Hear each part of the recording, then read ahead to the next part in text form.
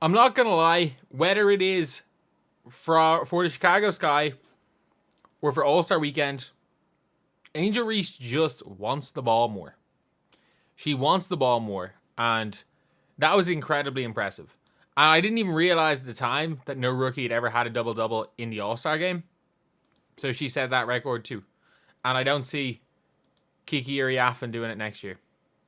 I think Kiki's great. Doubt she's going to be this good and play that well in the All-Star game. Look, there's one thing that I have to really appreciate with Angel Reese is that whether she's playing against or with the best players in the world, or whether it's kind of weaker players, when she's at her best, she's giving you the same thing. She's at her best when she is the third or fourth option on the floor, and she can run and hustle. And look, I know people don't want to hear that, but Angel Reese could do that at the Olympics for Team USA and be a starter and be a really effective starter. Like, teams need those types of players. And at some stage in her career, she could be a first or second option on a good team. That time is not right now. Before we get on to it, if you guys are new to the channel, subscribe. Thank you guys so much for 24,000 subscribers. It's actually nuts. It's actually nuts. But anyway, yeah. So, that time's not right now. And that's not, again, it's not a knock on Angel Reese. Because what Angel Reese does, you can't teach. You can't teach wanting the ball more, instincts, sharpness, ability to catch the ball. Because let's be real, nobody practices catching the ball. It's something you either have or you don't. And we know the players who have stone hands in this league. Especially, a lot of them are on the Indiana Fever. You can see what happens when players can catch the ball with Caitlin Clark today. She'd average 15 assists a game if she just had a bunch of players that didn't have stone hands in her team. But every time there was an offensive rebound, you just expected Angel Reese to get it. WNBA players don't like to box out. Angel Reese punishes it. She punishes teams that don't like to box out. Because if there's a ball there to be won, 9 times out of 10, she's going to win it. If there's a 50-50 ball, she's going to win it 9 times out of 10. If there is a 60-40 ball for her opponent, if there's a 60-40 in favor of her opponent, she's going to win it more often than not. If it's 90-10 for her opponent, she's still sometimes going to win the ball. And we saw today, what did her points come from? And this is where a lot of the Angel Reese fans think that this is a backhand comment. No, it's purely basketball talk. Players have strengths and players have weaknesses. Angel Reese was quite efficient today. She ran the floor. This is where her points came from. Running the floor, offensive rebounds, and one where Caitlin Clark drew Brittany Griner. And in fairness, she moved in a decent spot, caught it straight up quick in. That's where her points came from. All within the flow of the offense. And as I've said so many times, if she gets a move, literally, it doesn't have to be anything crazy. And you might be saying, she only shot 5 of 10 from the field. Well, yeah, 2 of her missed shots, she got her own rebound and put it back in and scored. So it makes no odds whatsoever. So taking the fact that she started off that offense with the ball, and even though she scored, it's the same outcome as if she scored first time. So realistically, on possessions she took a shot in. She took a shot in 7 or 8 possessions? And how many of them were from her own board? The fact is that the ball she's at her best when the ball is not really in her hands that much. The longer Angel Reese has the ball in her hands, the less effective she becomes. And there's a lot to be said for a player who can put up the numbers, and not only put up the numbers, affect a game as much as Angel Reese can affect it. You cannot say her offensive rebound doesn't affect the game. Because it does. Her offensive rebounding, and the amount of times even that she doesn't get the offensive rebound, the players tip the ball and it slows everything down and it doesn't allow the fast break. Because, look, in general, offensive rebounding in basketball is kind of a forgotten art because a lot of teams are like, no, we'd rather stop the fast break. But there's a very much difference when you are that good of an offensive rebounder that it forces teams to send 2 bodies to you so that they can't leak out and run. So she is an extremely effective part of a team. It would be all she needs is a point guard. All she needs is ironically, I don't know how many Caitlin Clarks there are out there.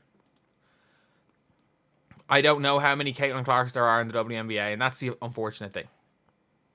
You might be saying, oh, like, don't try to, like, put them together. Angel Reese better. I don't even care. Like, for me, it's not even a close one. But it doesn't change the fact that, again, if Angel Reese gets a move, she does not have a move right now that she can go to and score anyway consistently. And then that is the scariest part about it, is that she doesn't, and she's this good. What Angel Reese is the best. She is the best at what she does on the floor. I genuinely would bring her on Team USA. I would start both of them. I would start both. I would have some sort of a lineup, because both Caitlin Clark and Angel Reese are players that would fit USA perfectly. Caitlin Clark just spraying passes everywhere. Angel Reese being the hustle player that Team USA doesn't have. And then it allows Stewie and Aja Wilson to just play their game instead of worrying about that. They're both absolutely perfect players. And, like, I would bring her and screw all the, like, oh, Alyssa Thomas is better than her. Yeah, sure, Alyssa Thomas is better than her. But they don't need Alyssa Thomas. That's the problem. The team doesn't need an Alyssa Thomas. The team doesn't need, to be fair, like, as good as Nafisa Collier is, the team has enough scoring. They just need those grinded out players. And look, she is, I don't know how to phrase this without people saying that this is a knock on Angel Reese. She is a star in her role. And her role is unbelievably important to a team. But the better the team is, the more important that role is.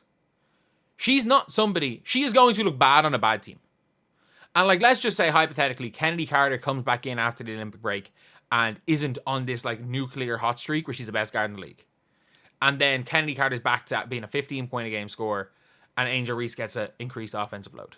She might, like, you never know. She could develop something over the month.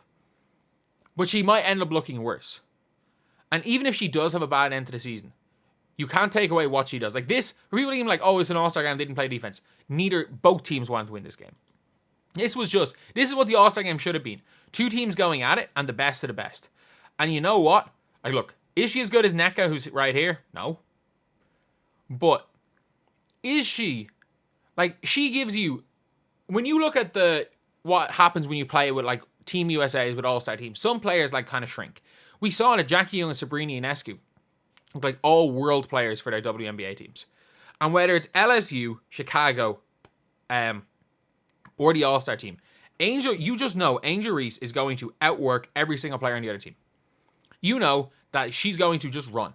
She is going to run. She's going to get in positions that other players aren't going to get into. And she didn't show much of it today, but in general, she's the best sealer in the league. Her basketball instincts, and I think as far as, like, her basketball IQ, it's a different type of IQ to, like, an Aaliyah Boston. Aaliyah Boston makes really, really good decisions with the ball. Angel Reese makes really, really good decisions without the ball. Without the ball, she is the best decision maker in the WNBA. She is the best. She's the best post player I've seen without the ball. And I think the streak being broken was the best thing that happened. Because, again, Angel Reese is a walking double-double, but it's now no longer forced. You're not seeing forcing double-doubles. You're not seeing any of this stuff. Even the last game she played against the Aces. She's better when somebody else is going off. Like when Kennedy Carter is going off and she can just do all the little things. That is when Angel Reese is at her best. And look, is somebody who is an absolute star in their role going to win the Rookie of the Year? No.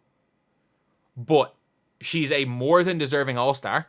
She was one of the 4 best players on the floor. Look, there was Enrique, who was in a tier of their own, and then there were 3 standout players for the all-star team, and it was Neko Umake, who was just scoring efficiently, doing incredible. Angel Reese did all the dirty work, and Caitlin Clark ran the show for a decent chunk of the game. There were 3 really, really good players, and it was them. Obviously, Enrique was the best. And then you could make the argument, if you were looking at the box score, and, like, if you put so much weight in shooting percentages, and you're just watching box scores, you can, without question, if you think Caitlin Clark or Angel Reese played better than Caitlin Clark today, I'm not arguing that. I think it was very, very close, but heck, I'm not arguing. Angel Reese was that good. I think they both did what they were meant to do.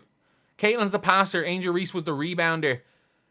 Caitlin found Angel Reese for a pass, and yeah, it was just a perfect All-Star game all around. And you've got to give credit where credit's due, that Angel Reese can affect the game without touching the ball.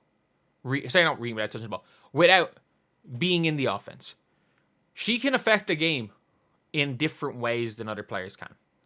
And look, how important is a player like that? It is like I'm trying to think. It's a reason why I like Angel Reese so much. She's not similar. She's not, like, in terms of style, similar, but she affects the game in a similar way to, if you watch back in the 2014 San Antonio Spurs team, what Boris Diaw did. Boris Diaw is my favorite player of all time, by the way. And what Boris Diaw was so good at doing, he is the best. I don't know, whatever the name they give to Thomas Muller, what's it, like, the space interpreter. What's it, Thomas Muller position. The Raumdeuter. The Raumdeuter. I think that's it, Raumdeuter. Where Boris Diaw just kind of knew. He just had these instincts where he would just drift into a position and suddenly he'd be there and he'd just make an extra pass to somebody. Or he'd be in a position and throw the defense off and just have a layup and get an offensive board and kick to someone who kicked to someone who kicked to someone, score.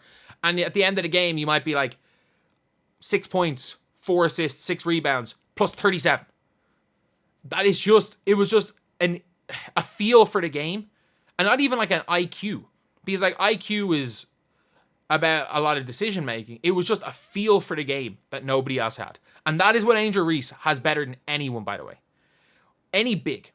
As far as guards are concerned, and it's these young players coming through, by the way, they're playing a different brand of basketball than what's in the WNBA. And you're going to see it more and more with a lot more of these rookies coming through. A lot more coming through in the next 5-6 years. Juju, Paige, all these players. They're playing a different game, these WNBA players. But Angel Reese just has... And the worst part about this is that it's just this toxic rookie of the year conversation. Look, the rookie of the year is not close. It's probably not going to be close when it's all said and done. But the fact that through 18 games it was close is a testament to how great Angel Reese is, by the way. Like, that is a testament to how great she is.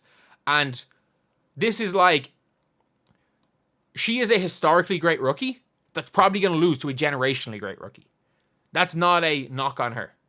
She is unbelievable. And what she does, nobody else in the WNBA does as well. And you could see it today. You could see it today that she just looked comfortable. She's still the best rebounder. She's fast. She just plays harder than everybody else. I was so impressed with how Angel Reese played today.